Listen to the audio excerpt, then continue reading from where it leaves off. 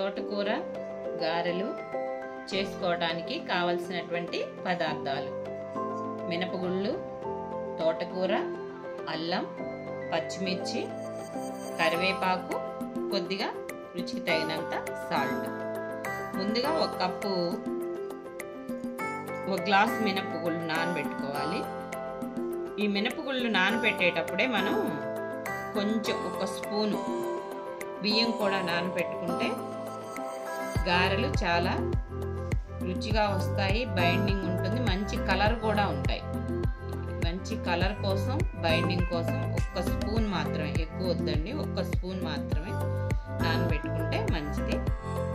తర్వాత ఒక అరకట్ట తోటకూర శుభ్రంగా కడిగి కట్ చేసి పెట్టాను.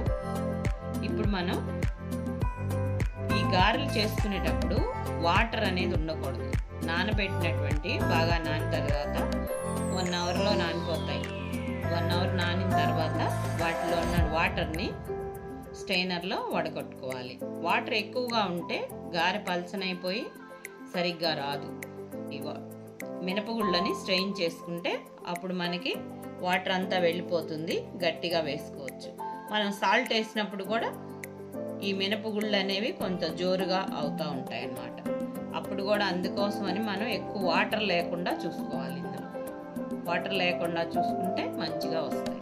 ఇప్పుడు మనం మినపగుళ్ళు, అల్లం, పచ్చిమిర్చి, కొద్దిగా సాల్ట్ వేసుకొని మిక్సీ పట్టుకొని వద్దాం. కొంచెం బరకగా ఉండేటట్టు, మరీ మెత్తగా ఉండకూడదు, కొంచెం బరకగా ఉండేటట్టు కలుపుకోవాలి. తర్వాత దీనిలో ఈ సైజు ఉల్లిపాయలు 3 తీసుకొని కట్ చేసి పెట్టుకోవాలి. ఇప్పుడు ఈ మూడింటిని మనం కలిపేసుకుందాం. ఈ గ్రైండ్ చేసినటువంటి పిండిలో మనం పచ్చిమిర్చి, కరివేపాకు, అల్లము, కొద్దిగా సాల్ట్ వేసుకున్నాం.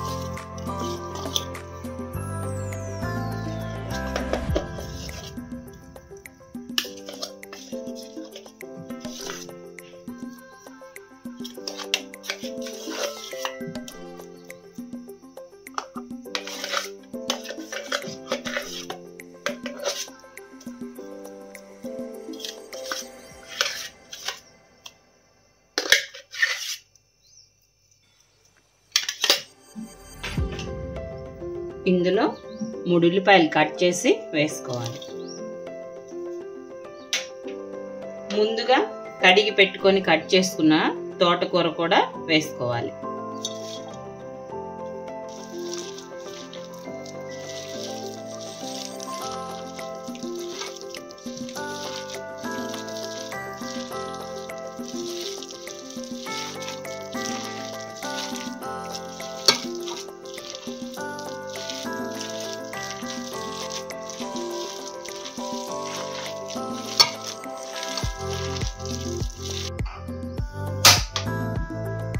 స్టవ్ వెలిగించుకొని ఆయిల్ పోసుకోవాలి.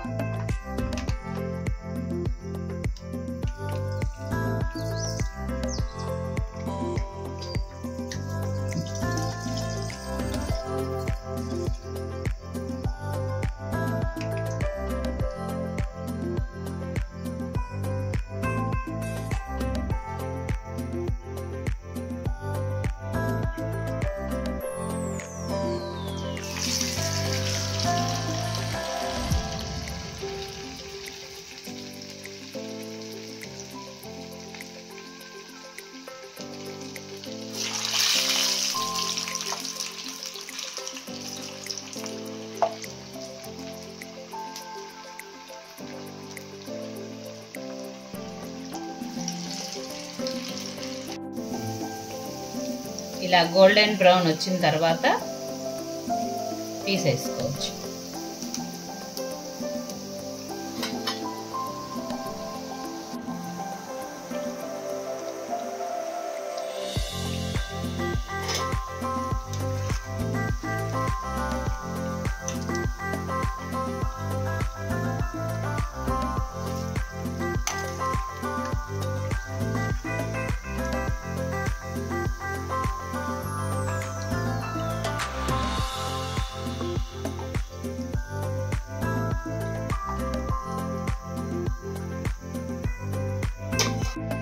వేడి వేడి తోటకూర గారెలు రెడీ అయినాయండి.